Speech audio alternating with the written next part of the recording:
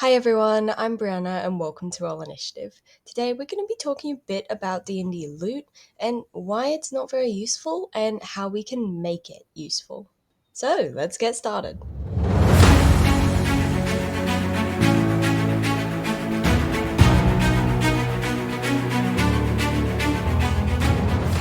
So, pretty much everyone makes videos on D&D loot talking about why the system is broken, what is wrong with it, and all the different ways that we've come up with so far on how to fix it.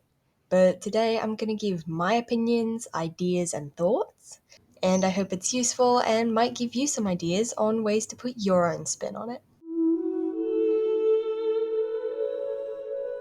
So, our main problem is that players get a lot of gold from pretty much just about everything. But now they have so much gold that they don't have to worry about money, and they pretty much just hoard it all.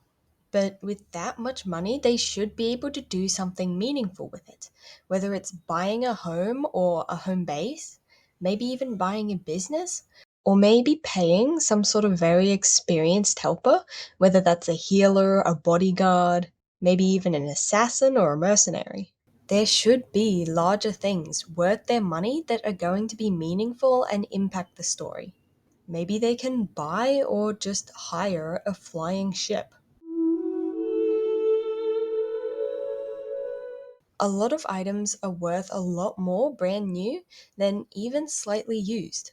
Like in real life, a car drops in value the moment you drive it off the lot. And in D&D, you can often only sell armor and gear and stuff for half price, even if it's in very good condition. So if your players tend to get a lot of money from selling gear that they found or even their old gear, then that's a really good thing to keep in mind. Also, if they have some really powerful or unique items, such as a dragon egg or some magic items, then if they want to sell those for a lot of money, then it's quite likely that the guy at the general store is not going to buy it. Most commoners wouldn't have that sort of money, and they might have to seek out a more wealthy merchant or someone who's collecting that sort of thing, or even have dealings with some sort of shady organization or a black market. Sometimes gold can just get boring, and it can unbalance the game to give them too many magic items. So, what can you give them instead? Well, here are a few of my ideas. Starting with reputation. If they take down a big bad guy, maybe even the boss or something that's been threatening the land, or bandits that have been plaguing a town, then they can get reputation. Maybe they'll be welcomed in the town as heroes. They'll get special favors, and they'll pretty much have a rite of passage anywhere they want to go in town.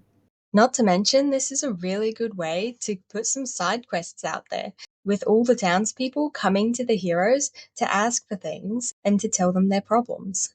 And if they defeated a smaller enemy that has something to do with the main plot, then they can get information.